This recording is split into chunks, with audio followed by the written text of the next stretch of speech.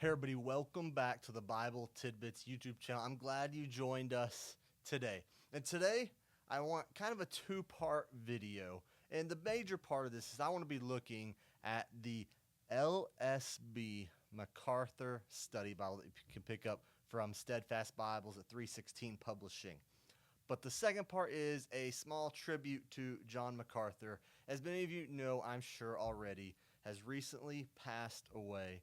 And he is one of the most influential Bible teachers of our generation, being committed to a lifelong time in the pulpit expositing the text. You can go on to Grace to You, and you can listen to sermons from the entire New Testament and a lot of the Old Testament from him, just preaching straight verse by verse through the Word. And I just appreciate so much the work he did in that, and I love listening to those sermons. They build me up and help me to also go out and preach the text faithfully. And actually, the first Bible I ever actually spent time in was a Macarthur study Bible. I had lots of Bibles before this, but whenever I got to college, I had my Bible I was given at graduation. It was an NIV men's study Bible, and I carried that around with me in college. But really quickly in college, I figured out nobody around here is carrying the NIV. Everybody's got this translation called the ESV. So, well, I want to get one because that's what all my buddies that I just made or use, and that's what the people I'm hearing preach or preaching from. It's like, so I want to get an ESV. So I went and told my mom. So, hey, Mom, I want to grab an ESV Bible. Do you have one laying around, or can we order one? She said, actually, I have one, and I will give it to you. And it was given to her by an older lady at our church, or actually it's given to her by the family of this lady whenever this lady passed. If you follow baseball, it's actually the great-grandma of this year's #1 MLB draft pick. But the family gave my mom this Macarthur study Bible, and then when I got to college, my mom gave it to me. And right here in the front cover, you can't see it very well, written in black ink, says she gave it to my mom, and my mom gave it to me, written there in this Bible. And it's just a hardback. I mean, you can see it's falling apart. It is an old Bible. It's been well used. It's stained up. It's rough looking. But this is the first Bible I ever read all the way through. And I look through it and I'm taken back by it. You know, this Bible has a lot of sentimental value to me, and honestly, I plan on someday passing it on whenever I find the right person to do so to, because this Bible carried me along so far. I got this Bible. I read through the entire Bible for the first time. First time I actually was consistent with the reading plan. I went through the entire Bible in this Bible. The notes helped me dramatically. I can't remember. This Bible I used to prepare for my first sermon, I know, and it might have been the Bible I used to actually preach my first sermon. This old hardback Bible, I used it a ton. I eventually did buy me a genuine leather thin line that I used for years until it started falling apart as well, but I wanted to keep this one a little better. Still got the slip cover, but awesome. First ESV Bible. You know I'm a huge proponent of the ESV translation, and it was a Macarthur study Bible. I learned so very much from this. I'm so appreciative of the work that he did in this. It helped me a lot in my faith journey, and I know that the work that John Macarthur did helped a lot of people along in their faith journey as well. And so I'm appreciative of that. Do we agree in everything? No. Does everybody agree with John Macarthur? No. But did he have a lifelong ministry that made a great impact, and was it very clear? And he was clear about what he believed in, and I just appreciate that, and I thank him for it. I largely do agree with him on things, but I just grateful for the work he did with this. I'm also grateful for the work that he did in the Legacy Standard Bible. So that one was an ESV. That's actually the only reason I even ended up with it, was the fact that it was an ESV. His Macarthur Study Bible has been put into many translations. It was originally built around his favorite translation, though, the NASB 95. And in 2020, there was a little issue where the NASB updated their translation, and John did not like it. He wasn't a huge fan of the updated NASB. He loved the 95, and he actually got the rights to update the 95 for himself under the Legacy Standard Bible. And so the Legacy Standard Bible carries a lot of similarities to the NASB 95 translation with some key differences. And this isn't a video about the translation itself. You can find lots of those out there. The LSB puts out a lot of videos on that. Some distinctive characteristics, translates Lord as Yahweh, and I have a video out on the LSB too you can check out. But then after that, we had the LSB Macarthur Study Bible. The translation, now he did not take part in doing the whole translating. He had a translation committee, but it was done by the Master's Seminary, a lot of people from there, and he kind of got the ball rolling on it. And so, not necessarily his translation, but he did a lot of work on this translation. And this one is a beautiful, beautiful edition. This is the cowhide blue sword edition. I just thought the gold embossed sword on the front was awesome. And this is by Steadfast Bibles, 316 Publishing. It's got 4 ribbons, different color, black, dark blue, light blue, and gold. Gold gilding all around. Very beautiful. And I love the blue because the inside has a lot of blue as well. So, and that's the same for this one. As you can see, I mean, it's got blue on the spine here. The inside of it is blue. So that's just a characteristic of the Macarthur Study Bible, and I wanted to get the leather to match it, and I just think it's an awesome thing. This has got a 9.5 point font, so very, very readable, pretty big font actually. The notes are slightly smaller, and then of course the cross references are a lot smaller, but the text itself is a 9.5 in that Legacy Standard font.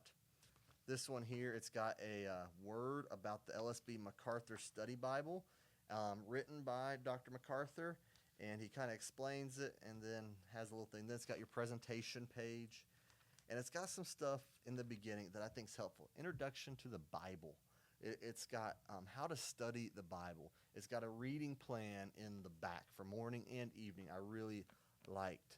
It's got an overview of theology. So the Holy Scriptures, God the Son, man, salvation, and it's got subheadings under all these, the church. So all the main headings of theology, there are sections to give a brief explanation of. And then it's got key Bible doctrines, so an index. So it's got scriptures that go with all these key Bible doctrines, so you can go if you want to do doctrinal study. And then it's got just your standard concordance in the back. And more, I mean, it's just so packed full. I think there was something I even missed there. Let me double check. Okay. It's got a page about the character of genuine saving faith, Bible read-through, theology, monetary units, weights and measurements, index to Bible doctrines, concordance, and so all that packed in. Lots of good notes, headings to everything, maps in the blue. I think that's neat. And it's just a beautiful, beautiful Bible, and it's good content to help you dive into God's Word. There's also, in the very beginning, in each section, there are introductions to certain parts of the Bible, which I think is nice. So here's the Old Testament. Starts right there, a little ways in. It's got an introduction to the Pentateuch. Then it's got all the chronology. It's got the harmony of books of Samuel, Kings, and Chronicles. So this is just kind of an introduction to the whole Old Testament. It's got these different sections here. The prophets with some timelines and some information about them. Then you get to Genesis, and you get the heading for Genesis, or the intro to Genesis. It has title, author and date, background and setting, historical and theological themes, and then interpretive challenges and an outline, a really good outline. And so super simple, little introduction, and then you have the notes. Like I said, I mean, you see there's not a line dividing them. You have the text in 2 columns. You have the little bitty cross-reference, and you get all the notes down there with the two-tone having the blue in there, and they're marked what verse the notes are for. So well laid out, good content. Let's flip over here. Okie doke. We got Genesis chapter 6, always a fun one to turn to, and let me find it here what note we want to look at. The Nephilim, 6:4.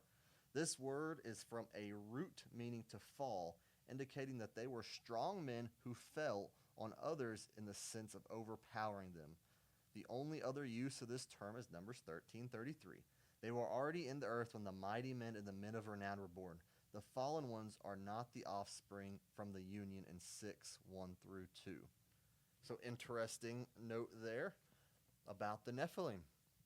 So I'll link this Bible down below. I'm appreciative of the work.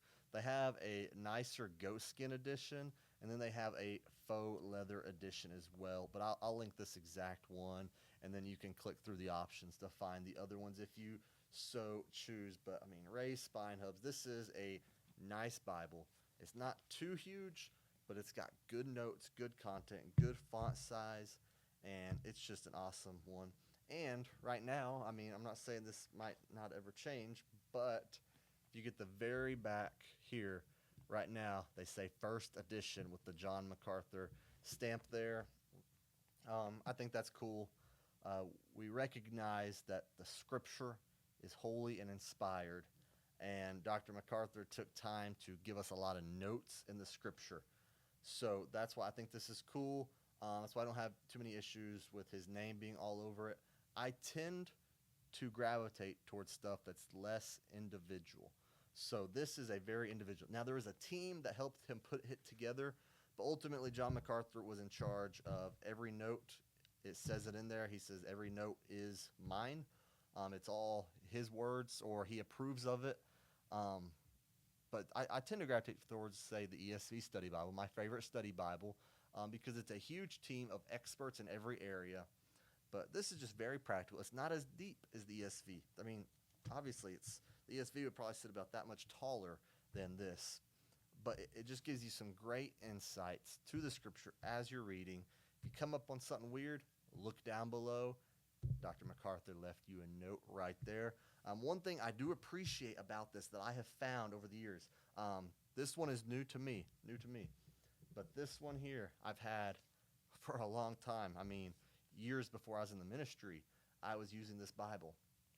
And there would come times where I would be in a study Bible, and especially at the beginning when I didn't have commentaries, I would just flip through different study Bibles. I had several I would look through. And I'd go to the ESV study Bible, and there wouldn't be a note on a verse.